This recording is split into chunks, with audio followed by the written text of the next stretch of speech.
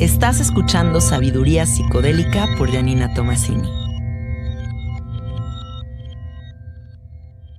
Hola, hola amiguitos, ¿cómo están? Bienvenidos al episodio número 76 de Sabiduría Psicodélica.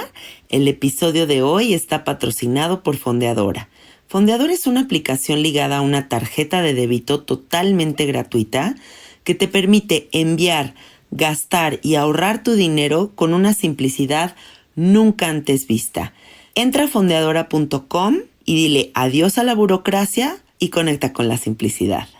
El día de hoy me encuentro en el estudio con Ibra Gabriel, un amigo que es un súper psiconauta clavadísimo de millones de temas, con un verbo, con una forma de expresar las cosas tan hermosa que siempre que escucho su podcast pienso, algún día tiene que venir a mi podcast a platicar.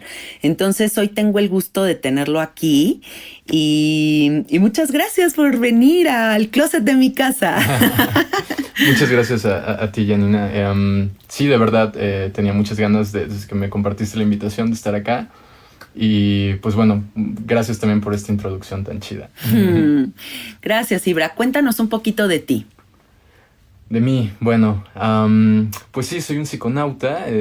Comencé en todo este viaje de acercamiento con los psicodélicos hace aproximadamente 10 años. Uh-huh. Y en un inicio, como muchas personas, pues era un consumidor de cannabis únicamente. Hasta que con el paso del tiempo me empezaron a ocurrir experiencias, entre comillas, espirituales, como muy, muy interesantes. Y eso, pues, me llevó a buscar otras sustancias. En esa época estaba de moda el tema del DMT. Acababa de salir el documental de DMT, The Spirit Molecule. Y durante al menos un par de años mi obsesión se convirtió al DMT. O sea, leía todos los libros que tenía sobre DMT, todo lo que podía conseguir. Hasta que un día llegó el gran momento en el que alguien llevó DMT, me lo puso en la palma de las manos. Y en ese momento comienza ya un recorrido con diferentes plantas, con diferentes acercamientos, diferentes modelos, sistemas que me permitan como entender más a profundidad este tema, que para mí es uno de los aspectos más enigmáticos, interesantes de toda la experiencia humana, la capacidad que tiene nuestra conciencia de expandirse con ciertas sustancias, con ciertos químicos y todo lo que eso conlleva, o sea, experimentar fenómenos fuera del cuerpo, experimentar estados visionarios, tener revelaciones, todo esto que es como algo periférico a la experiencia psicodélica, a mí me ha fascinado desde hace mucho tiempo. Ay, qué padre, me encanta que estés aquí porque sé que eres un clavadazo de todas estas cosas. A mí me pasó exactamente lo mismo. Este documental de Spirit Molecule fue el que como que despertó en mí toda esta necesidad de cómo que hay un universo paralelo, cómo que la gente está experimentando la molécula de Dios, ¿no? Y me acuerdo que después de ver ese documental me di a la tarea de, o sea, no puede pasar más tiempo sin que yo pruebe el DMT. Y fue una de las experiencias más reveladoras de mi vida. Y de ahí como mi camino real con la psicodelia. Porque antes de eso era más, ¿cómo sabes? Como la dinámica como fiesta, experimentación, rape, MDMA, bla, bla, bla. Y de repente se convirtió en otra cosa completamente diferente. Entonces sí creo que el DMT es el parteaguas de muchos psiconautas como nosotros. Sí. Yo recuerdo mi primera experiencia con DMT fue una transformación de la manera de entender la realidad, porque, o sea, directamente se me presentaron unos seres ahí delante y no solo unos seres, sino que estos seres traían tecnología con ellos y me dejaron como ver su tecnología y usarla por unos momentos. Y cuando bajé de ese viaje, yo estaba más conmovido por la tecnología que había visto más que por los propios seres. O sea, fue algo como muy choqueante, ¿no? Sí. Porque de pronto te abre la posibilidad no solo de que exista, ¿será que puede existir vida, otra vida inteligente en otros planetas? Sino que directamente es como, sí existe vida, y la prueba de eso no son los aliencitos que acabo de ver, sino la tecnología que vi que ellos traían. O sea, de por sí para el cerebro, imagínate el hecho de inventarse unos seres por alucinación, entre comillas. Ahora imagínate que no solo inventa los seres, sino que directamente te pone enfrente la tecnología que ellos manejan, ¿no? Entonces fue algo así rompedor para mi estructura egoica en ese momento. Claro, completamente. Yo me pregunté por mucho tiempo después de esa primera experiencia con el DMT si mi mente era tan poderosa, tan creativa y tan infinita como para haber creado ese planeta, o si verdaderamente la molécula te da la posibilidad de visitar una dimensión paralela. Pero esa pregunta me acompañó por mucho tiempo, ¿no? Como esta cuestión ¿de verdad existe un universo paralelo o mi mente es capaz de crear esta realidad? Y ahorita nos vamos a ir metiendo más en estos temas. Pero platícanos un poquito a qué te dedicas, qué haces de tu vida, ¿quién es Ibra? Bueno, sí, antes de ir a todos esos otros temas tan clavados, bueno, antes de darnos ese clavado. Para despegar desde la tierra, ¿no? Sí. O sea, en lugar de... Pero bueno, pues yo fui muchos años profesor universitario. Más de 4 años estuve dando clases en Chiapas, di clases de psicología transpersonal, comunicación, varias cosas, ¿no? Pero en algún momento, hace ya 3 años, poquito más, tuve como una ruptura de realidad en el que tuve que tomar la decisión de seguir dando clases en un lugar o sencillamente tratar de enfocar más mis actividades hacia este tema, que es para mí el tema que más me mueve y el que más me interesa compartir, porque como antes mencioné, creo que es una de las experiencias más enigmáticas de todo lo que es la condición humana, ¿no? Sí. El tema de los psicodélicos y la conciencia. Entonces, con el paso del tiempo, empecé a mover todas mis actividades hacia esto. Hoy en día colaboro en Mindsurf, que es este colectivo psiconauta fundado por Karina Malpica, quien ya tuviste en tu podcast. Sí. Me encargo ahí de coordinar las actividades del Círculo de Estudios que tenemos. Es un programa educativo para psiconautas. Y también colaboro en Vía Sinapsis, que es un colectivo, una sociedad académica de investigación. En su mayoría son investigadores de la UNAM. Y hacemos todos los años un congreso universitario sobre sustancias psicoactivas en la Facultad de Filosofía y Letras. Por otro lado, también soy asistente editorial en Lunaria Ediciones, que es una editorial independiente de aquí de México, que tiene la particularidad de ser quizá la única editorial que se encarga de manera casi completa en tener una colección especializada en el tema de plantas sagradas, estados no ordinarios de conciencia. Entonces también ahí hago labores de edición, de promoción, etc. ¡Ah, qué interesante! Sí, o sea, hoy en día lo interesante es que ya el 90% de las cosas que hago giran en torno a esto, ¿no? Entonces, a través de diferentes áreas, pero finalmente todo lo enfoco aquí, ¿no? Creo que esa es la coherencia en la vida, ¿no? Cuando uno descubre algo, entiendes algo y dejas que esa verdad te lleve hacia un camino, ¿no? Porque creo que las personas que viven en conflicto, la mitad de sus seres como ese conflicto y la otra mitad es esa psicodelia descubierta, es porque ya hay una verdad innegable que los quiere jalar para acá, pero otra mitad que no quiere soltarse del sistema, de la estructura. Y cuando ya empiezas a encaminarte hacia todo lo que te gusta y que todo forme parte de ese universo, me parece pues uno de los logros más bonitos que podemos tener en la vida. La libertad. Sí. Me tomó 30 años, pero aquí estoy como ya un poquito cada vez más enfocado en todo esto, ¿no? Sí. Ay, qué padre, me encanta. Oye, bueno, y en todo tu camino con los psicodélicos, supongo que has probado de todo. Me gustaría que entremos en el tema de cuáles son nuestros favoritos, buenos viajes, mal viajes, para que la gente se nutra de nuestra información con respecto al uso de todas estas herramientas. Y comencemos por cuál es tu psicodélico, enteógeno, planta de poder, lo que tú quieras, favorito. Ok. Yo pondría, o sea, más que decir un favorito, yo pondría a la familia de las triptaminas como mis favoritas. O sea, las triptaminas son todas las moléculas que son análogas de la serotonina. Entonces encontramos dentro de esa familia al DMT, por supuesto, DMT que se encuentra contenido en la ayahuasca, por ejemplo, o el 5-meo-DMT que se encuentra contenido en el bufo alvarius. Todas esas son triptaminas. Los hongos también son triptaminas. Entonces, ¿por qué hablo de la familia completa? Porque en realidad, cuando ya tienes un cierto conocimiento de las dosis, puedes hacer que experiencias con hongos se vuelvan casi ayahuasca. Sí. Y entonces ya es muy difícil decir esto fue hongos y esto fue ayahuasca, sino que más bien es como el ADN de las triptaminas que ya tiene esta cualidad de llevarnos a ciertos estados de conciencia en confabulación, digamos, con la propia habilidad que puede llegar a tener el psiconauta como para inducirse a un determinado estado. Entonces yo pondría a las triptaminas como mi familia de sustancias psicodélicas favoritas, aunque el MDMA no se queda atrás. Dentro de lo sintético del MDMA creo que es de las cosas a las que más cariño le tengo. Claro, sí. Por los buenos años. Sí.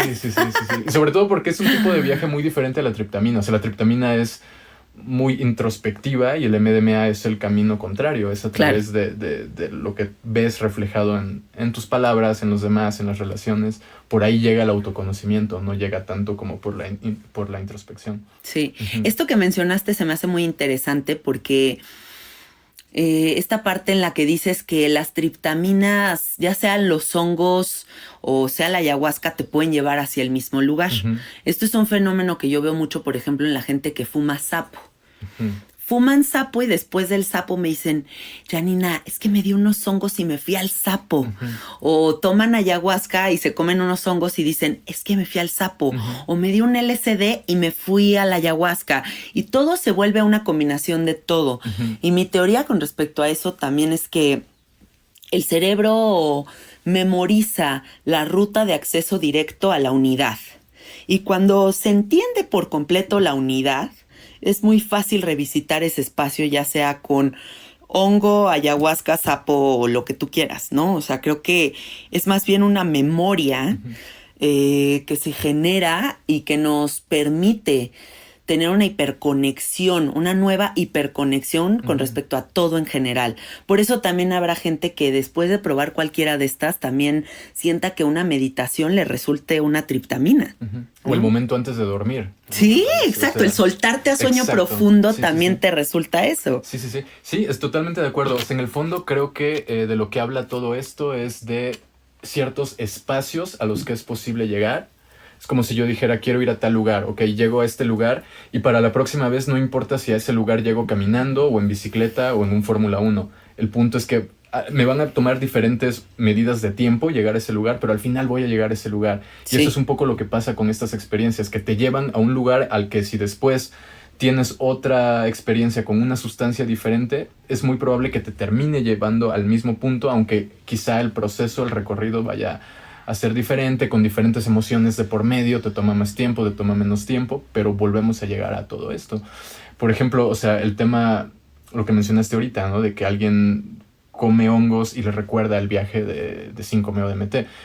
No hay que olvidar que, por ejemplo, los hongos son, a nivel químico, son moléculas primas del DMT. O sea, en realidad el hongo sigue siendo DMT.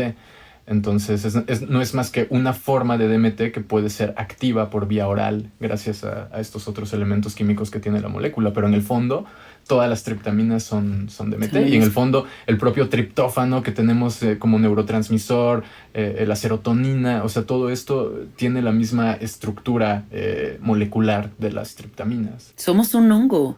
Somos un hongo, sí. Somos un hongo viviente con patas. Sí.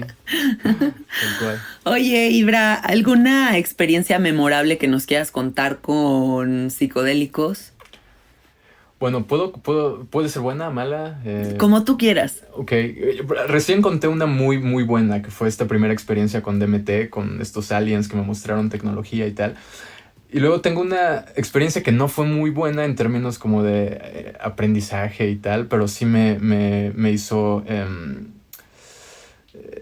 tener mucho respeto por una sustancia. En este caso me refiero específicamente a la Salvia divinorum, que es la única sustancia con la que abiertamente digo que le tengo miedo y que me da mucho miedo usarla por por esta experiencia y otra que tuve antes. Ajá. Pero bueno, la historia es que estaba solo. Primer grave error para el público que nos está oyendo, así de tic, error. Nunca por favor, nunca solos. Nunca lo hagas solo, ¿no? Ya, ahorita van a ver por qué. Estaba solo, vivía en un segundo piso, tenía guardada salvia 5X, que es un concentrado que supuestamente en teoría es de lo menos poderoso, una 5X.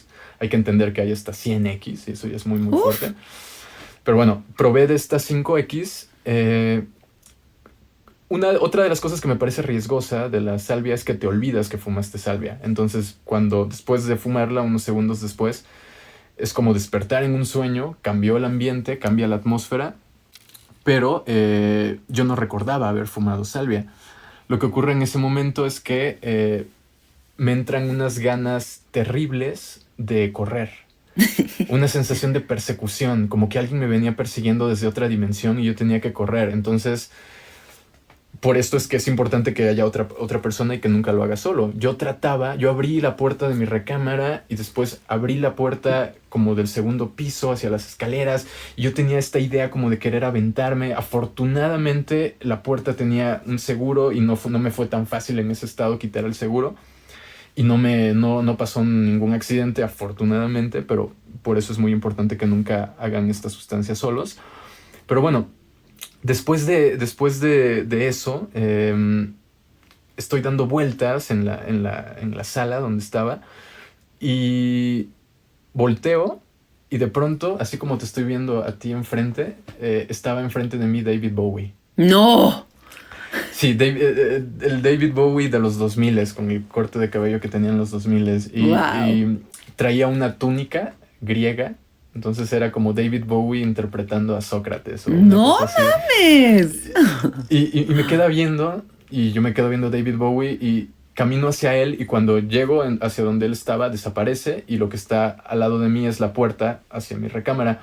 Volteo y adentro de mi recámara hay una viejita, toda vestida de negro, sentada en el borde de mi cama. Y yo tenía la computadora con algo de música y la viejita empieza a decirme, quita esa música porque a mí no me gusta. No. Y yo escuchaba su voz adentro de mi cabeza, quita esa música porque a mí no me gusta. Que quites esa música porque a mí no me gusta. Que quites esa música. Y cuando finalmente me lo grita así de fuerte, en ese momento es como si hubiera tomado el control de mi cuerpo y hace que mueva mi brazo y con mi brazo cierro la laptop. Entonces apago la música y caigo en cuenta de que terminé haciendo lo que la bruja me estaba pidiendo durante el viaje, que era que quitara la música porque no le gustaba.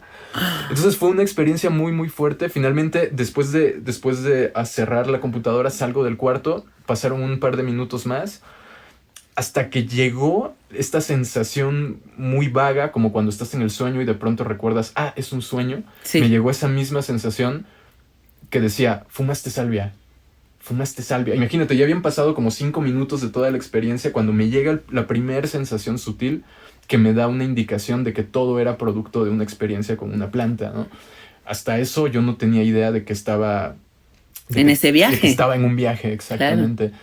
Entonces fue muy fuerte en términos de sentir que a diferencia de todas las otras experiencias que había tenido, aquí no hubo la planta no me pidió permiso. No me dijo, ven, te voy a enseñar tales cosas, vas a aprender cosas de ti o vas a aprender cosas del universo. Sencillamente te tomó sin tu permiso y en cierta forma hasta pasa por encima de ti, ¿no? Es como si una planadora pasara por encima de ti. Entonces fue una experiencia que básicamente esa fue la última vez que probé salvia. Fue una experiencia muy, muy fuerte donde, pues eso, reafirmé esta idea de que los cambios químicos adecuados en el cerebro pues te pueden conectar a otras realidades donde ni siquiera recuerdas el momento en el que entraste a esa realidad. Sencillamente es como un reseteo completo. Black Mirror. Ajá, sí, exacto. Sí, qué miedo. Yo no volvería a fumar salvia. Uh-huh. Yo ya cumplí mi cuota con la salvia. A la salvia le digo el manicomio. O sea, a mí se me hace como entrar a un manicomio, ver cosas rarísimas y salir de ahí súper norteado. No se me hace una experiencia trascendental que me haya cambiado la vida. Nunca he tenido oportunidad de entrar en contacto con la salvia en una en un ritual como Ujú. tal y como con, ¿sabes? Estas señoras que te rezan y te Ujú. dan las hojitas y te las Ujú. comes y es comida. Ujú. A lo mejor y de esa forma es otro tipo de experiencia. Lo es, o sea, de hecho, o sea, lo es desde el simple momento en el que cuando hablamos de estas experiencias de salvia fumada, estamos hablando de estos extractos, que Claro. son en realidad concentraciones súper amplificadas del poder de la hoja, mientras que el ritual mazateca tradicional, pues es un efecto diferente porque la hoja está siendo masticada, no estamos hablando de las concentraciones de salvinorina, que es el componente activo, que son las que no tienen nada que ver con las concentraciones que encontramos en estos extractos. No, pues en un Entonces, contexto como lo que estás diciendo sí estaría padrísimo, ¿no? O sea, imagínate ir con las señoras mazatecas que te canten, que te claro, guíen, que te den la cantidad correcta de hojitas. Yo creo que así sí me animaría, pero sí, ya fumármelo sí, nunca sí, sí. más. Sí, y sobre todo estos extractos, tengan mucho cuidado con esas cosas, sí. Sí, siempre acompañados. Sí, sí, sí. Oye, Ibra, ¿tú has tenido oportunidad de probar el floripondio? Sí, ¿Sí? sí. Cuéntanos, por el amor de Dios, que me No, da una curiosidad fíjate heavy. que el tema con el floripondio es que es muy difícil saber cuándo una ¿Flor? flor Ajá. tiene el componente, el componente activo, ¿no? Entonces, Hay unas que sí y hay unas que unas que sí no. y hay otras Ah, que no. órale. Exacto. Ok. Y ahí dependen muchos factores. O sea, no soy experto, pero Ajá. puede depender desde la zona geográfica en donde está, cuál es la altura, cuál es el clima, la temperatura. O sea, todos esos Tal vez el factores. color del floripondio. Yo tomé de los que en teoría eran, o sea, físicamente era el color y era la forma y todo, Ajá. y no tuve fue como una ligera embriaguez, una muy ligera embriaguez, pero nada que ver con las experiencias que me han contado otras personas de amanecer desnudos así o en la calle y estar ya realmente teniendo una verdadera alucinación, o sea, Delirio. un delirio, o sea, ver algo que no está, o sea, lo estás viendo, lo cual es muy diferente a un estado visionario inducido por una triptamina, donde no es que veas cosas que no están, sino que estás viendo cosas que no se pueden ver normalmente, Sí. pero no estás como fantaseando toda la escena. En cambio, con el floripondio, pues sí he escuchado eso, y te digo, mi experiencia fue como una muy ligera embriaguez, probablemente la cantidad del componente activo era muy mínima en comparación a lo que tendría que haber tenido para una experiencia, pero, Como una pedita de pulque. ajá, sí, sí, Como ese estadito. ajá, sí, un happy, ¿no? Un happy. Ajá. Una amiga me acaba de contar que tuvo una experiencia con floripondio y sí, ahí me habló de que la reunión en la que estaba acabó siendo el ángel exterminador. O sea, ya sabes, como este cuarto de esta película Sí, sí, sí. de Buñuel en la que nadie sale de Nadie la se va. recámara y entonces todos empiezan con unos delirios ya muy Sí. fuertes y todos acaban perdiendo toda etiqueta y compostura y se les va de la mano, ¿no? Y también tengo dos amigos que se quedaron pegados por lo menos 2 semanas en el floripondio y que la visión, o sea, que sentían que habían perdido como un cierto porcentaje de vista porque veían como borroso y mal. Entonces me Claro. suena un poco aterrador, o sea, no sé qué tanto es una buena idea. Yo no lo recomendaría, o sea, de entrada porque cuando uno estudia un poquito de antropología y de cuáles son los usos que se les daban a ciertas sustancias, uno ve que hay sustancias que son utilizadas, por ejemplo, para, digamos, como para iniciarse espiritualmente, ¿no? El caso del peyote, el caso de los hongos. Pero existen otras sustancias como el floripondio del que estamos hablando acá. Todas las daturas, en realidad, eran plantas usadas por las brujas. Sí. Entonces eran plantas que llevan directamente una finalidad de brujería muy asociada a la magia que busca controlar al otro, ¿no? De envenenamiento. Envenenamiento, ¿no? Todas estas, sí, hechizos, ¿no? Sí. Entonces es un tipo de sustancia que nada más por verla desde el lado antropológico te das cuenta de que requiere, tiene ciertos tipos de funciones que mientras uno no esté en estos sistemas mágicos, yo no le veo un motivo como para utilizarlas. Para eso tenemos... Así nada más. Ajá, para utilizarlas así nada más. Para eso tenemos infinidad de sustancias que son muchísimo más seguras, que tienen propiedades terapéuticas, que nos pueden ayudar muchísimo y que no exigen un entrenamiento tan avanzado, digamos, Claro. en todas estas artes ocultas, ¿no? Que sustentan el uso de estas plantas. Eso está muy bien que lo digas, porque yo creo que está padrísimo experimentar de todo, pero siempre bien enterados, con una investigación previa de qué es lo que estamos a punto de hacer. Sí. Porque si no, sí te puede agarrar en curva, ¿no? Sí.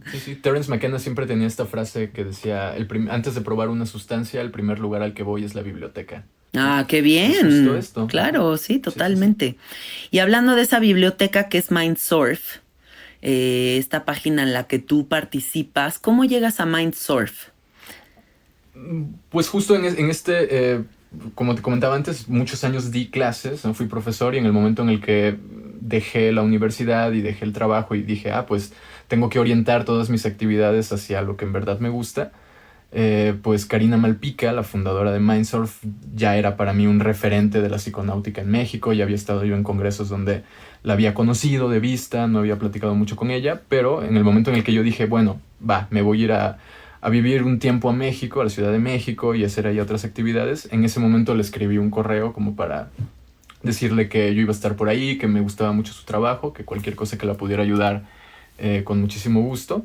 Y pues tuve la suerte de que Karina me abriera las puertas de Mindsurf, empecé a apoyarla y pues justamente la primera actividad que tuvimos al llegar a Mindsurf fue crear este círculo de estudios, que pues ahora comenzó siendo un círculo muy pequeño, 10, 15 personas, y ahora tenemos prácticamente casi 200 alumnos. ¡Increíble! Sí, ha sido increíble, 200 alumnos de toda Latinoamérica. Es más, hay gente de España, hay gente de Francia, tenemos profesores ahora sí que de diferentes áreas. Tú misma estás ahí. Yo soy estudiante de ese curso. O sea, tenemos todo un amplio abanico de temas que se alcanzan a cubrir a través de los diferentes enfoques que hay ahí en Mindsurf. Sí, ese curso está increíble. Les voy a platicar porque el Círculo de Estudios Psiconáuticos es un compilado de la información más valiosa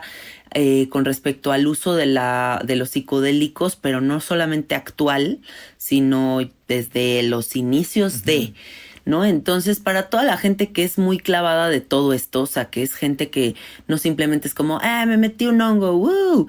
Es como gente que de verdad quiere informarse de toda esta cuestión antropológica, chamanería, microdosis, tecnología, el futuro de la psicodelia, etcétera, etcétera, etcétera. Este círculo es ese espacio para que toda esta banda se conecte y reciban toda esta información y además compartamos, ¿no? Que eso es lo que me gusta, como este espacio de encuentro con gente que está clavada en lo mismo que yo. Claro, eso es muy valioso, porque en ciertos momentos de la vida es muy difícil dar con ese tipo de personas. Sí. Y te la pasas como deseando tener amigos que estén como que en esta misma onda y llegar a entramar esa calidad de compañeros y compañeras, pues es algo que toma mucho tiempo. Y aquí en Mindsurf, pues además de todo el programa educativo, tienes la posibilidad de tener un espacio para socializar con otras personas acerca de esas experiencias, sí, que normalmente, como están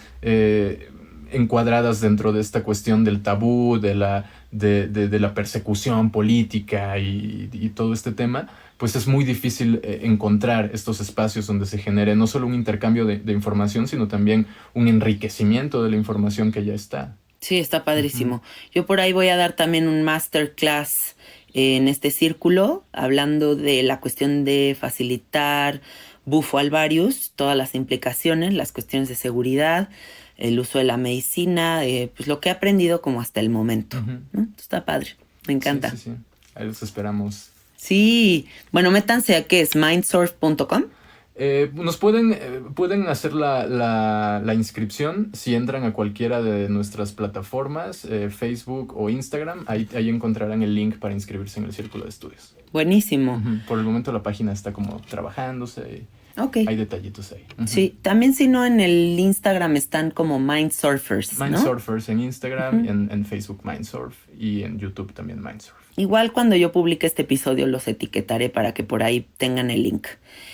Ahora vamos a entrar de lleno a tu tema favorito. Okay. La magia, el ocultismo. Platícanos en qué momento de la vida te clavas en estas ondas.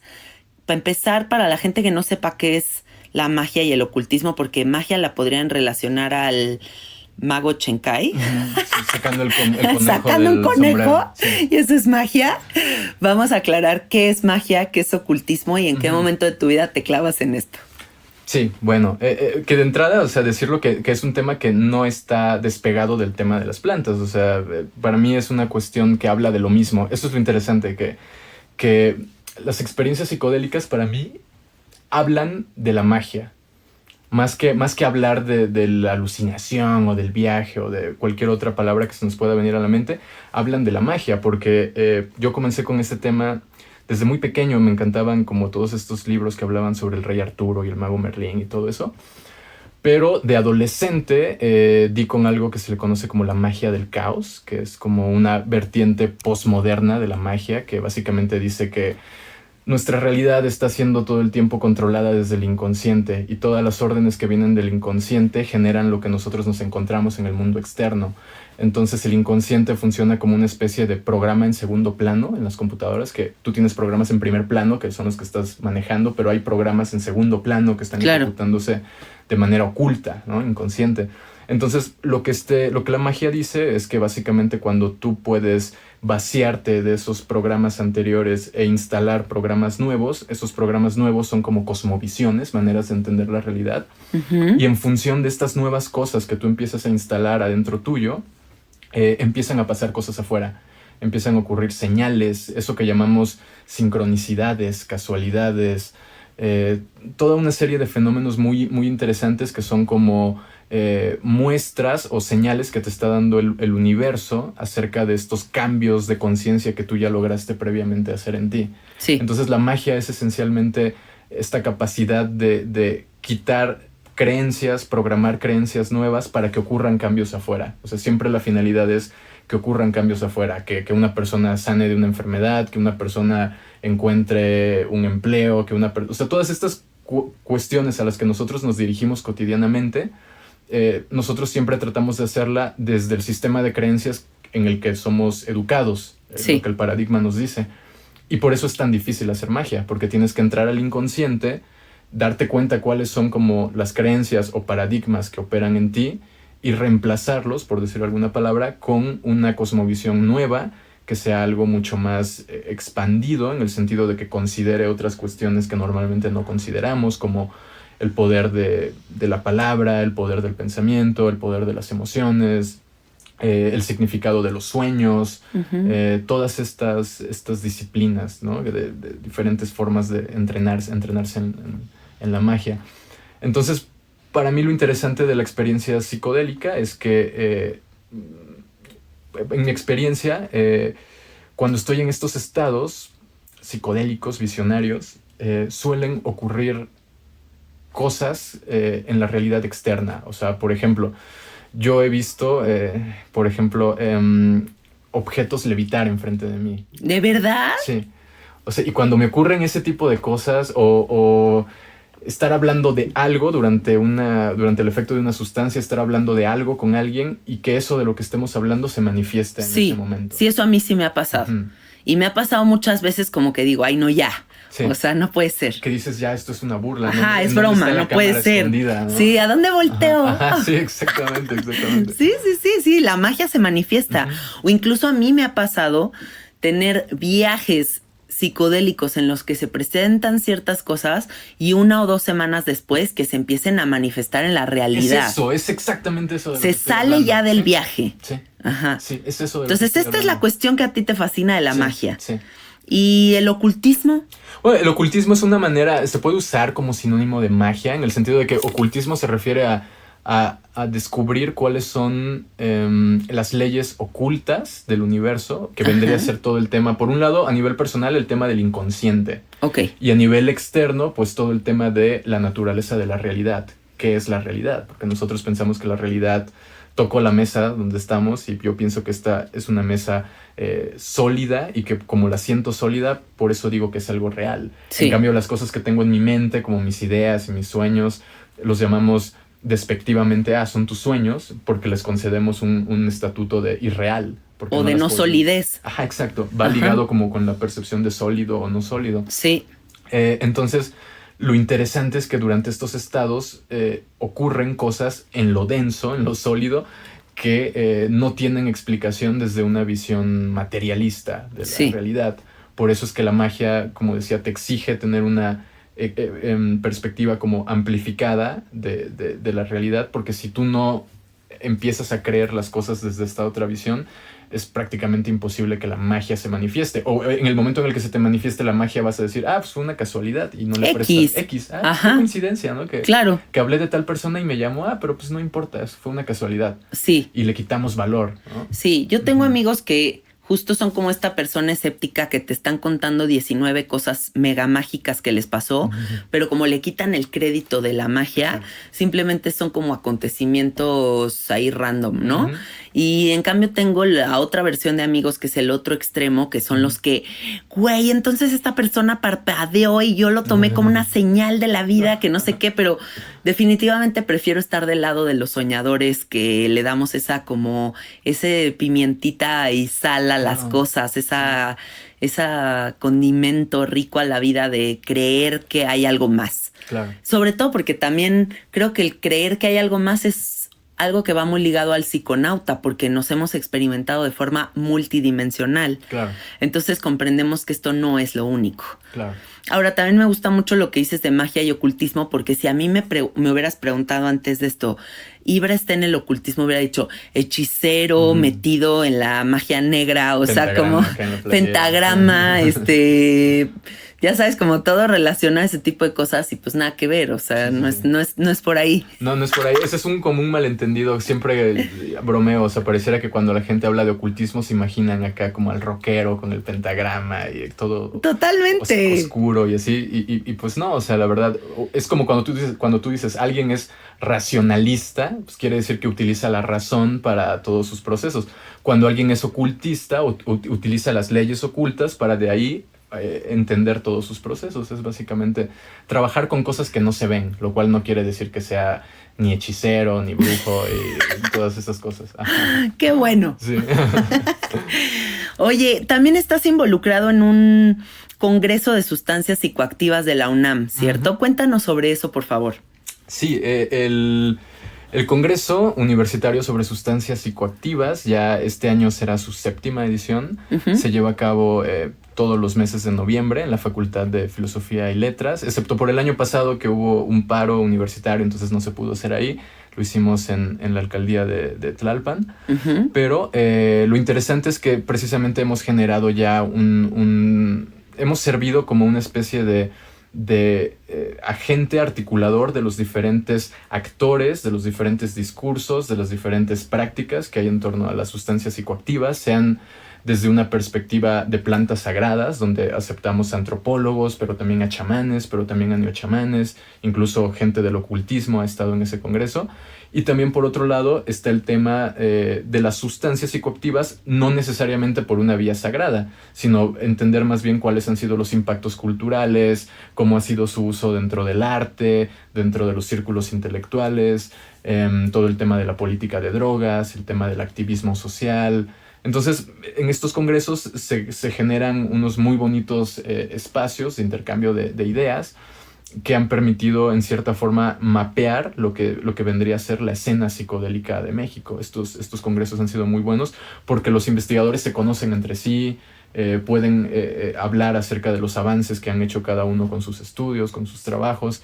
Entonces es algo que pues sí me da mucho gusto formar parte. Y también se dio casi paralelo a mi trabajo con Mindsurf. O sea, cuando yo llegué acá a la Ciudad de México, empecé a trabajar en Mindsurf, a colaborar, y también a colaborar en estos congresos en donde yo antes era únicamente asistente. Yo vivía en Chiapas y venía acá una vez cada cierto tiempo para presentar investigaciones y así, pero desde que estoy acá pues también he tenido como la oportunidad ya de colaborar más continuamente en el desarrollo de estos congresos. Qué padre, me suena increíble. La verdad es que se necesitan más espacios de encuentro para la discusión del uso de todo este tipo de herramientas. Existe el Congreso Mundial del Bufo Alvarius, por ejemplo, y a mí se me hace fundamental para que todos los saperos nos pongamos de acuerdo para que se discutan desde los puntos más importantes, que es la seguridad de los participantes, hasta las nuevas tendencias, ¿no? Porque como no hay dogma detrás de la utilización de esta medicina, pues entonces es como muy libre. Y ver todas estas perspectivas siempre enriquece. Entonces, que haya un congreso lleno de psiconautas es algo que yo creo que toda la gente que esté involucrada en este tema no se puede perder. Claro, y en otros países, o sea, ya hay muchos congresos, o sea, Sí. realmente hay 5, 6, 7 al año de diferentes grupos, colectivos, pero lamentablemente en Latinoamérica se ha quedado súper atrás en este tema. Realmente, durante los años 90 hubieron unos congresos muy, muy interesantes en Palenque, en Chiapas, donde llegaban varios de los principales investigadores de estos temas. Estuvo Terence McKenna, estuvo Giorgio Samorini, Sasha Shulgin. Todos ellos convivían ahí en estos congresos. Se les llamaban jornadas etnobotánicas, si no Qué bonito. Mal. Pero después, pues esta generación de investigadores falleció ya la gran mayoría. Sí. Y se dejaron de hacer estos eventos. Realmente a partir del 2010 hubieron ya algunos foros, uno en la Universidad del Estado de México, si no recuerdo mal, en la Facultad de Antropología. Y después se hicieron otros eventos en la Escuela Nacional de Antropología e Historia. Y después llegamos nosotros con estos congresos en la Facultad de Filosofía y Letras de la UNAM. Pero de ahí en fuera no ves mucha... Bueno, está el Congreso del Bufo Alvarius, pero de ahí no ves mucha actividad. Cuando no lo hay. Es lamentable, porque en México es uno de los países con mayor cantidad de plantas sagradas disponibles. Vamos, en Sudamérica no se quedan atrás.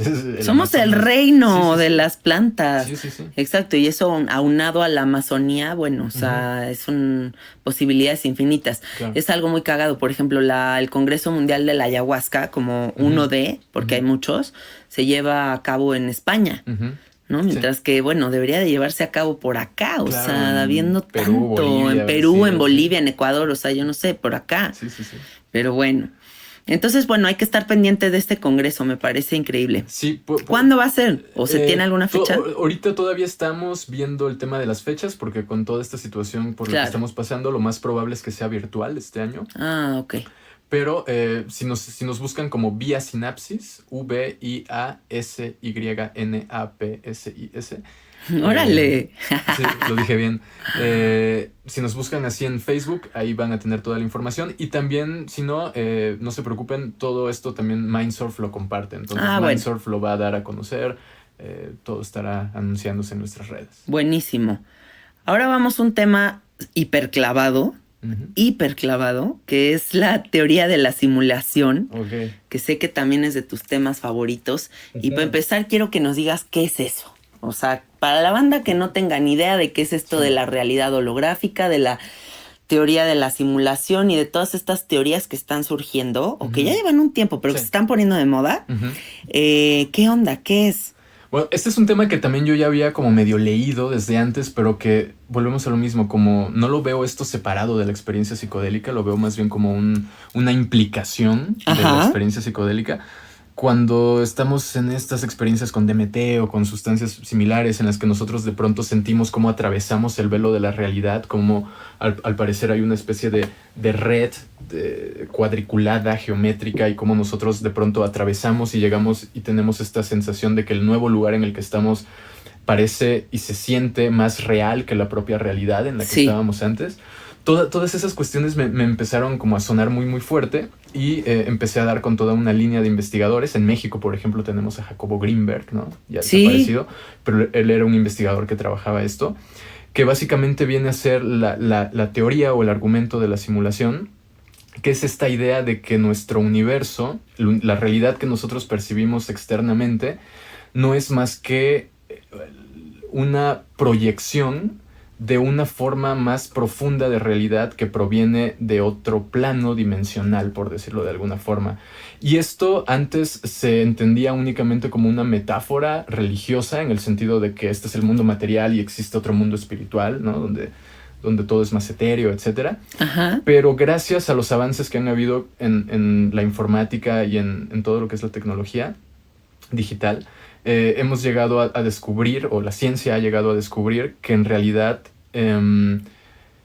la realidad externa, densa, tangible de todos los días se desdobla desde un segundo plano, desde otra dimensión más abajo, Ajá. que en realidad puede ser explicada perfectamente con ceros y unos, o sea, con lenguaje binario, igual que cuando uno está viendo en la pantalla de la computadora o en tu celular, tú no estás viendo la información como tal, sino que, o sea, tú no estás viendo la imagen que está en la computadora, sino que estás viendo el código que la computadora reinterpreta en forma de una imagen. Claro. O sea, la computadora te muestra una imagen en el monitor, pero esa imagen en el monitor no existe. Es en realidad información que se está desdoblando desde el chip que está funcionando y por el cual está corriendo la energía. Sí. Entonces, los investigadores se han dado cuenta de que nuestra realidad tiene códigos, tiene algoritmos, tiene fórmulas matemáticas que explican el hecho de que existe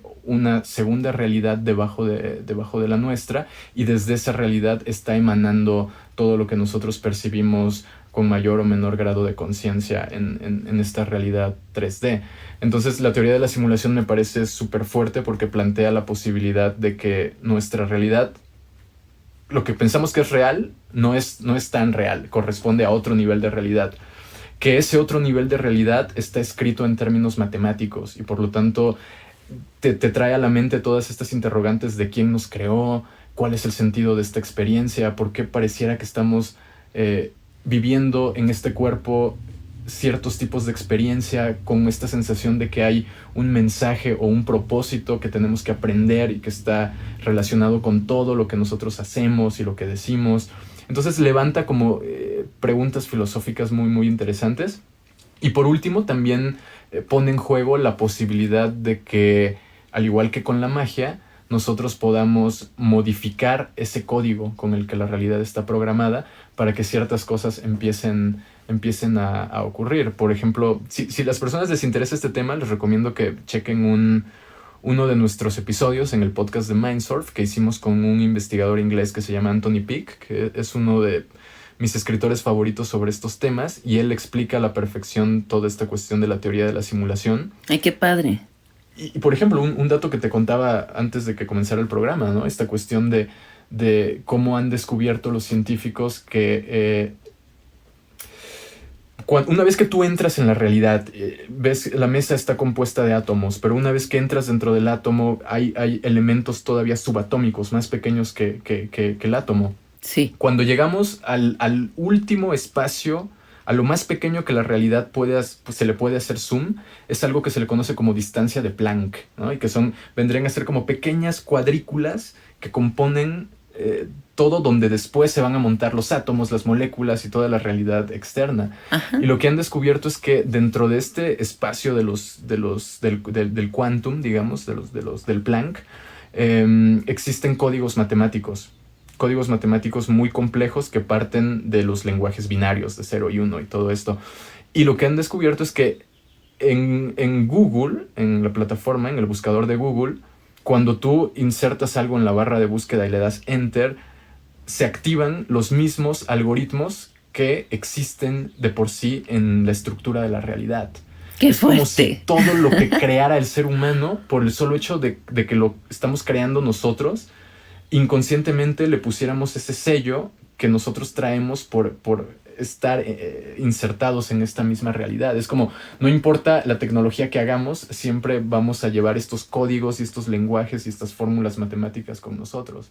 ¿Y qué tan probable sería que sea a la inversa?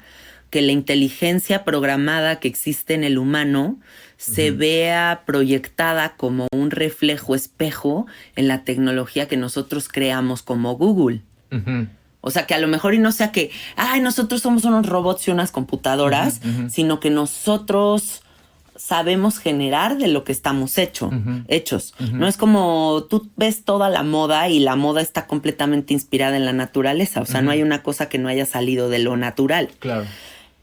¿qué tan probable crees que sea que como nosotros estamos hechos bajo este programa, estemos desarrollando pues lo mismo? Sí, yo creo que es altamente probable. O sea, la mejor prueba de eso es que hace poco le preguntaron a Elon Musk, Sí. ¿El de Tesla? El creador de Tesla y SpaceX y todo esto, le preguntaron un poco esta misma idea, y lo que él comentó era que él consideraba que toda la evidencia que existe apunta a que esta realidad pudo haber sido creada por otra forma de inteligencia. Sí. Y usando el argumento de que, por ejemplo, si una cultura, si una raza hubiera sido, tuviera 1.000.000 de años de antigüedad más que la nuestra, su tecnología estaría 1.000.000 de años por delante. Y nosotros hoy en día, con nuestro nivel de tecnología, ya somos capaces de crear estos ambientes tridimensionales de total inmersión, donde ya se vuelve extremadamente difícil distinguir qué es real y qué es realidad aumentada. Basta con ver un video de cuando a un adulto mayor le ponen un casco de realidad virtual y la persona no sabe si lo que está viviendo es real o mentira. Ahora imagínate una cultura, una raza que tenga 1.000.000 de años por delante de la tecnología que tenemos nosotros. Es prácticamente seguro, o es muy probable, que ellos ya hayan encontrado la manera de engañar por completo a los sentidos y de que sea realmente imposible de distinguir si vivimos en una realidad programada o no. Entonces yo creo que no es algo exclusivo del humano, sino de cualquier forma de inteligencia, que con el paso del tiempo van a ser capaces de crear estos nuevos universos donde más personas coexisten. Y de hecho, si bien estamos entendiendo esto gracias a la cibernética y a la realidad virtual y todo, ya existían culturas que hablaban de esto. O sea, prácticamente todas las culturas herméticas, mágicas de la antigüedad tenían esta idea de que la realidad en la que vivimos era algunos le llamaban una cárcel, una prisión, pero siempre lo interesante es que estaba esta idea de que no era real, no porque fuera falsa, sino porque existía otro nivel más profundo de realidad, que es en donde tenemos que poner la conciencia, en ese nivel más profundo, porque desde ese nivel desde donde se está informando este plano 3D. Entonces, si uno se pierde en el plano 3D, uno queda atrapado en la simulación, uno queda atrapado en la política, en la economía, en la familia, en estos niveles de realidad. En la Matrix. En la Matrix, exactamente. Sí. En cambio, las personas que se iniciaban, los magos, los sacerdotes, eran quienes volteaban a ver esta otra realidad, y desde esa otra realidad le hablaban a los dioses, le hablaban a los espíritus.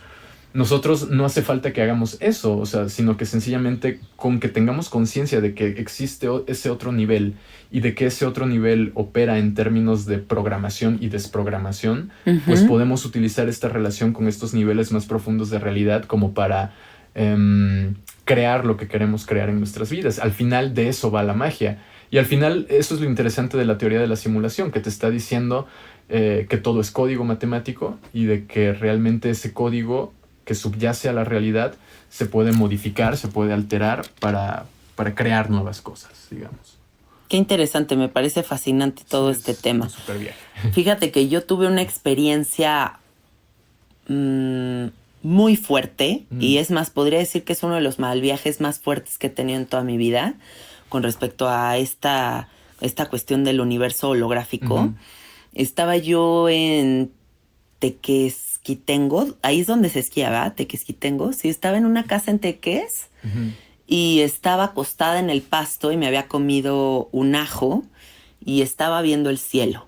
Y el cielo estaba extremadamente claro, ¿no? Entonces era como si mi visión fuera capaz de ir traspasando capas, hasta llegar a un punto en donde me perdí en el cielo. Y aparte no había nubes, entonces era como si te pusieran una pieza de James Turrell, ya sabes, como en esta como juego visual en el que ya no sabes si es el cielo o un neón iluminado o si estás en un espacio donde hay un tope, un fin, donde ya no hay espacio determinado. Sí. Estoy perdida en el infinito, y de repente me viene una imagen terrorífica en la que llego a un punto en el que estoy dentro del cuerpo de un monstruo y soy parida por ese monstruo y salgo de la vagina de este monstruo y del otro lado hay un chingo de como público, como muchísima gente aplaudiendo y todos me dicen, bravo, bravo, entendiste, al fin lo entendiste, nada es real. Y entonces en el momento en el que me meto a este viaje digo, ¿qué pedo? ¿Dónde ando, güey? Sí. O sea, ¿cómo crees que fui hasta allá, güey? Y entonces ya nada más de repente fue como de reversa mami, o sea, y me regresé a la fiesta en la que estaba. Wow. Pero fue terrorífico, o sea, porque fue muy real y fue muy gráfico y salí de la vagina de un monstruo y era como si hubiera del otro lado gente que esté esperando a que yo me dé cuenta de algo. Entonces, híjole, me asustó muchísimo esta experiencia, pero a la vez pues me dio como esta probadita de la cuestión como qué es qué, ¿no? Claro, sí. Y otro libro que les recomiendo con respecto a esto del universo holográfico es Holographic Universe. Así se llama el libro que te digo que leí. Y ahí pueden también como leer muchísimo más de estos temas. Sí. Y bueno, ahora vamos a otro tema que me gusta mucho, que escuché que tuviste un episodio en tu podcast sobre esto, que es la ecopsicodélica. ¿Así se dice? Ecopsicodelia. Ecopsicodelia. Sí. Bueno, yo desde que oí el término dije, ¿what? ¿De qué están hablando? Pero me parece muy lógica toda la historia. Entonces, platícanos qué es esto. Uno de los efectos de los que más se suele hablar después de que las personas tienen experiencias psicodélicas profundas, pues tienden a ser, por ejemplo, esta noción de que la gente habla de pues, sentí que todos somos uno, sentí que todo estaba interconectado. Y cuando uno se da cuenta de este fenómeno de interconexión, ocurre que no es únicamente una interconexión entre personas, sino que además es también una interconexión que se produce entre las personas y la Tierra. Es muy frecuente sentir que la Tierra te habla o sentir ganas de ir a abrazar un árbol y sentir que el árbol te habla. O vamos, o sea, cuando te comes un hongo y sientes la presencia del hongo adentro de ti que también te está hablando. Sí. Entonces existen todos estos fenómenos en donde la conciencia humana parece establecer un vínculo con una forma ancestral de conciencia que Terence McKenna le llamaba el logos planetario, y es esto que otros científicos llaman, por ejemplo, Gaia, ¿no? La conciencia planetaria. Y a partir de todo esto se han creado diferentes visiones modernas de la ecología que incorporan estos aprendizajes provenientes de la psicodelia. Básicamente lo que nos dice esto es que las experiencias psicodélicas profundas pueden ser quizá la última herramienta que tenemos los seres humanos para salvar nuestra especie de la vorágine consumista que está destruyendo prácticamente el medio ambiente, que está sometiendo a la naturaleza a todos estos procesos capitalistas donde la extracción y la destrucción son una constante. Sí. Y cuando ocurren estas tomas de conciencia y estas expansiones de conciencia, pues como decía, una de los efectos más comunes, más recurrentes, es que las personas cambian su forma de entender el medio ambiente, la naturaleza, no solamente desde una perspectiva de si destruimos la naturaleza nos destruimos nosotros, sino que para empezar la concepción que tienen o que se empieza a generar de la naturaleza ya la considera como un ser vivo. Qué belleza, y sí, eso, claro. Eso ya es así como... ya no es obligarte a que tires la basura en el bote de basura porque si no te pongo una multa, sino que ya no vas a tirar la basura en la calle porque sabes que la tierra es un... Porque la deidad que acabas de descubrir y entender merece ese respeto. Exacto. Mira, cuando yo estaba en el Burning Man y conocí a Alex Gray, platiqué con él y lo que me dijo fue... Le conté que me dedicaba al sapo y me dijo, quiero agradecerte tu servicio porque creo que esa molécula es la última semillita de esperanza para salvar al mundo. Y le dije, ¿por qué dices eso? Y me dijo, porque si la gente fuma sapo, va a entrar en una conciencia ecológica que va a salvar al planeta.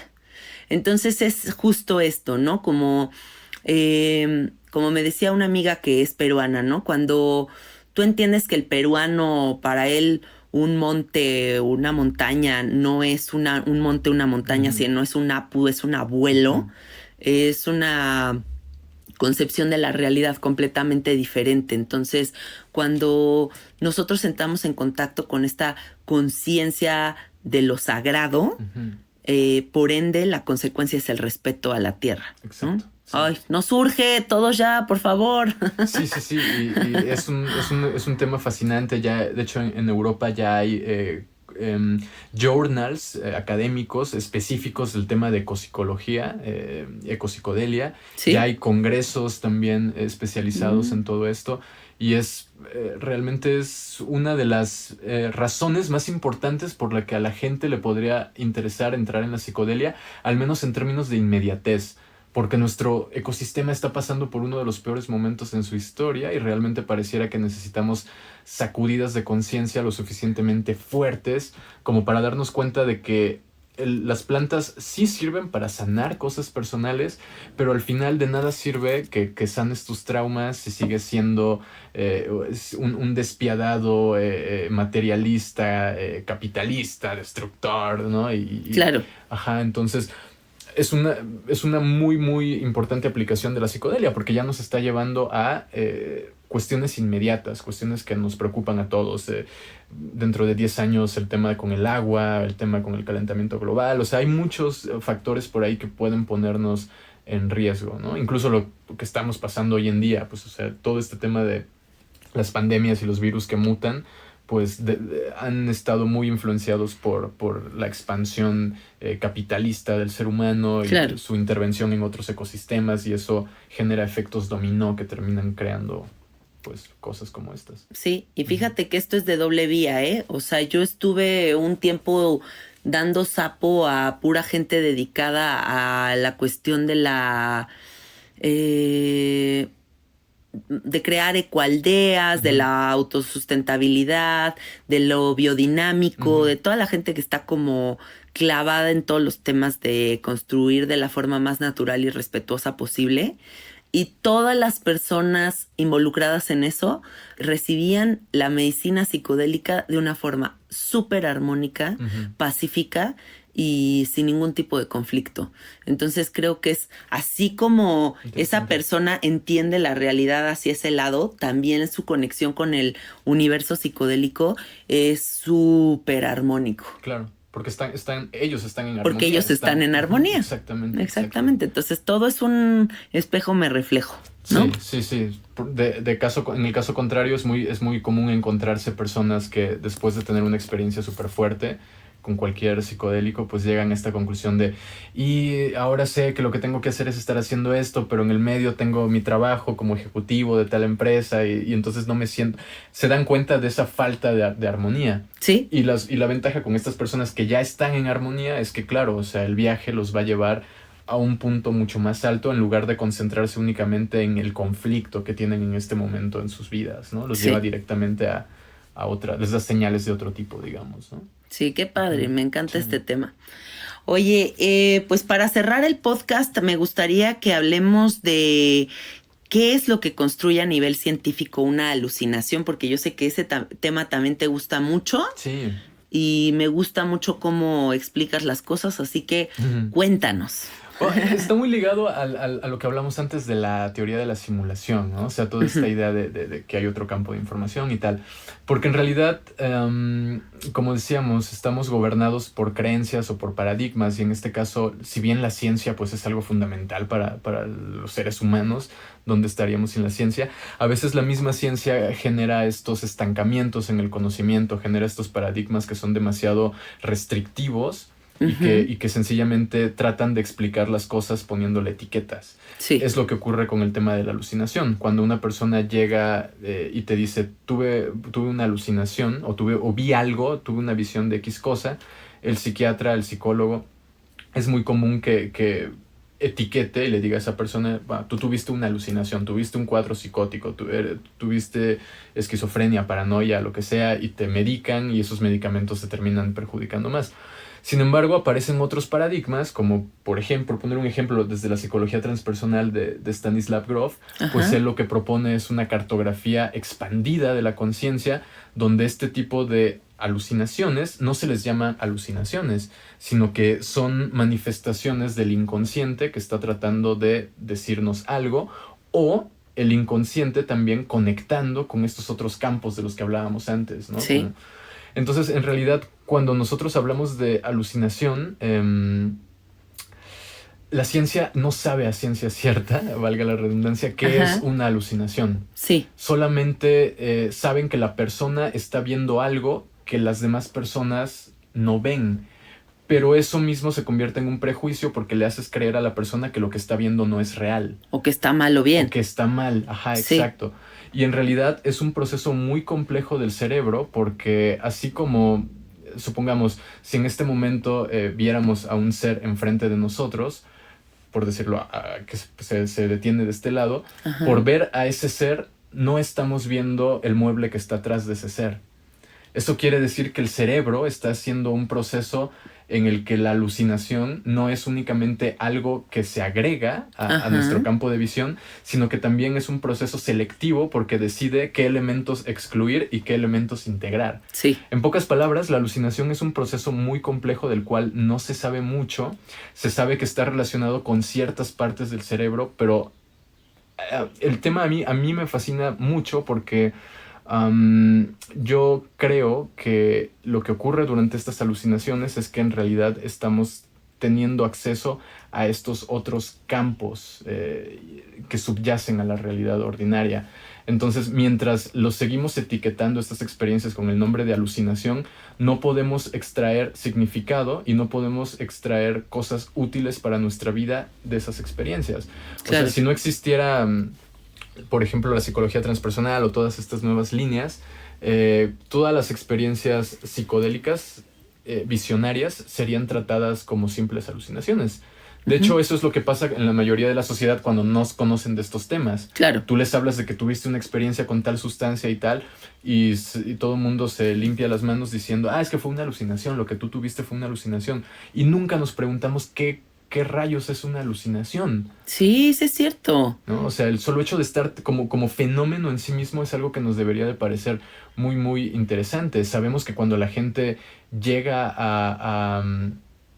pues a etapas muy avanzadas de la vida, empiezan a aparecer alucinaciones, personas que desarrollan Alzheimer, llegan a tener también alucinaciones. Entonces no es algo como tan simple para decir que viste cosas que no existen, sino que lo más probable es que esto tenga que ver, la alucinación, Sí, con el tema de la conciencia. Y es que todos los estudios científicos al parecer indican que la conciencia es algo que no depende del cerebro, que una vez que el cerebro se apaga, nuestra experiencia de percepción continúa, pero en diferentes planos.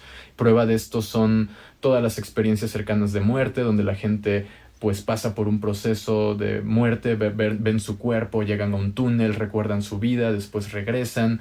Hay experiencias extracorpóreas, ¿no? Donde la gente sale del cuerpo con algún anestésico, ¿no? que se les trepa el muerto. Ajá, todas las experiencias sí, que se les llama comúnmente que se te trepa el muerto, ¿no? Todos estos fenómenos, the out of body experience, que le Sí, llaman, ¿no? sí, Las sí. experiencias extracorpóreas, que están muy ligadas a segregaciones de químicos en el cerebro, a segregaciones de DMT o a segregaciones de Sí, glutamato. Entonces sabemos que con estos químicos la cualidad de la conciencia cambia y es capaz de moverse más allá del espacio, como decía, salir del cuerpo, y también más allá del tiempo. Hay personas que tienen capacidades precognitivas, que pueden saber cuándo algo va a ocurrir. sí, Hay multitud de evidencia de todo esto, ¿no? sí, Entonces, realmente, una vez que entendemos todo la posibilidad de acciones que acompañan a la conciencia y regresamos a ver el tema de la alucinación, comprendemos, entonces la alucinación puede que no sea algo que está fallando en el cerebro, sino de que realmente la conciencia es capaz de moverse a otros planos donde directamente puede percibir cosas que en nuestro estado ordinario de conciencia no estamos percibiendo. sí, Una vez entendido eso, nuestro concepto tradicional de alucinación se cae por sí mismo, porque entonces pasamos a entender que cada persona está todo el tiempo, más bien toda la sociedad, toda la realidad es una alucinación compartida de manera colectiva.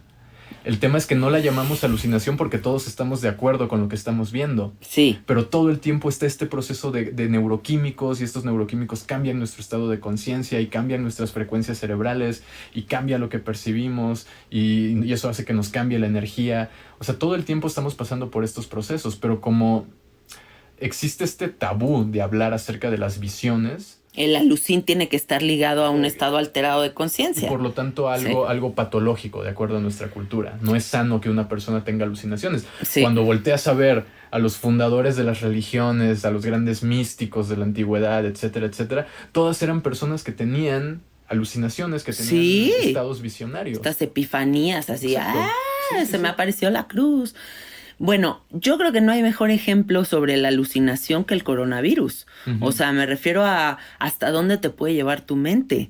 O sea, todos debimos haber experimentado esta situación en donde llegas a un grado de alucin y paranoia que tu realidad se ve colapsada. Entonces creo que es más grave la cuestión del alucinar con respecto a hasta dónde llevas tu mente en el mal viaje, en el overthinking, en la suposición, en el pánico al futuro, que el que conscientemente una persona diga, me voy a comer un honguito, se come un hongo y vea hadas voladoras en el bosque, ¿no? Entonces sí, o sea, yo creo que el alucin también es producto del no control de la mente pensante. Sí, o sea, esa es la mente pensante, nos puede llevar a unos dark sides que dices, no mames, ¿hasta dónde me acabo de ir, güey? Claro. Tipo yo siendo parida por un monstruo. Por un monstruo. Sí.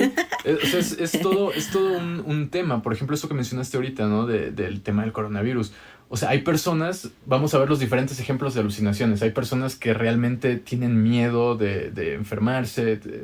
Hay personas que para ellas no existe el coronavirus y todo es una farsa inventada por los gobiernos y el nuevo orden mundial. Existen diferentes visiones de un mismo fenómeno, entonces no podemos hablar de una objetividad. De una realidad. De una realidad objetiva, Exacto. O sea, lo que existen son estas diferentes subjetividades y estas subjetividades son en sí... Bueno, escritores como Robert Anton Wilson le llamaban túnel de realidad, porque es como esta idea de que es un túnel y no es una realidad completa. Entonces, cada uno tiene su túnel, tiene su perspectiva desde donde todos estamos conectando y entrelazándonos con una misma realidad, pero cada quien le está entendiendo de forma distinta. Es el mismo caso con lo que estamos viendo directamente, ¿no? Sí. O sea, yo puedo ver a un ser y tú me puedes decir, bueno, ese ser que estás viendo es una alucinación, es falso. Pero ¿qué pasa si ese ser me dice una información de algo que yo no sabía? Porque entonces, ¿cómo puedo desestimar la naturaleza o la validez existencial de ese ser solamente por mi prejuicio de que si yo no lo estoy viendo y tú lo estás viendo, quiere decir que hay algo mal en tu cerebro? Sí. Pero ¿qué ocurre cuando ese ser me empieza a hablar cosas de mí, me empieza a hablar del universo, me empieza a enseñar? Entonces ya la situación ya no se vuelve tan simple para que digas, es una alucinación y hay que darle un Xanax o lo que sea, ¿no? Sí, totalmente. Sí. Ay, pues qué interesante todo lo que nos cuentas. Sí, me encanta esta conversación. ¿Qué quieres agregar? ¿Dónde te encuentran? A ver, cuéntales a las personas para que se conecten contigo. Claro, bueno, a mí me pueden encontrar en Facebook como Ibrah, I-B-R-A-H, Gabriel con doble L al final. Cualquier consulta o contacto, lo que sea, con mucho gusto por ahí. Y bueno, mis proyectos que ya se mencionaron antes, Lunaria Ediciones, nuestra editorial, Mindsurf y Vía Sinapsis para lo del Congreso. Con respecto a lo de Lunaria, queremos aprovechar que estamos aquí en tu podcast y decirle a las personas que quienes nos escriban al Facebook de Lunaria Ediciones y nos manden 5 nombres de plantas sagradas de México, endémicas de México, van a participar en una rifa y les vamos a obsequiar al ganador, obviamente, un libro titulado Ensayos Alternativos de Conciencia, que es justamente la compilación de las mejores conferencias que hemos tenido a lo largo de las primeras 6 ediciones del Congreso Universitario sobre Sustancias Psicoactivas. ¡Ay, qué padre! Entonces es un libro súper chido que es como una muy buena base, trae desde antropología hasta psicología, hasta filosofía, entonces cubre diferentes campos con el común denominador de los estados expandidos de conciencia y las plantas sagradas. Entonces ya lo saben, quien escuche esto, aviéntese 5 nombres de plantas sagradas al Facebook de Lunaria y nos comentan ahí, los escuché con Janina. Y ahí nosotros ya sabemos quiénes son. Ay, qué padre que haya hasta regalitos en este episodio. Genial, genial para toda la comunidad. Bueno, pues Ibra, fue un placer tenerte aquí. Muchas gracias por toda tu sabiduría psicodélica. Gracias a ti por la invitación. Es un placer compartir y nos escuchamos en el próximo episodio, amiguitos. Muchas gracias por clavarse con nosotros en esta conversación muy enfocada en temas muy específicos. Padrísimo. Padrísimo todo. Muchas gracias. Gracias. Nos vemos en el próximo episodio. Adiós.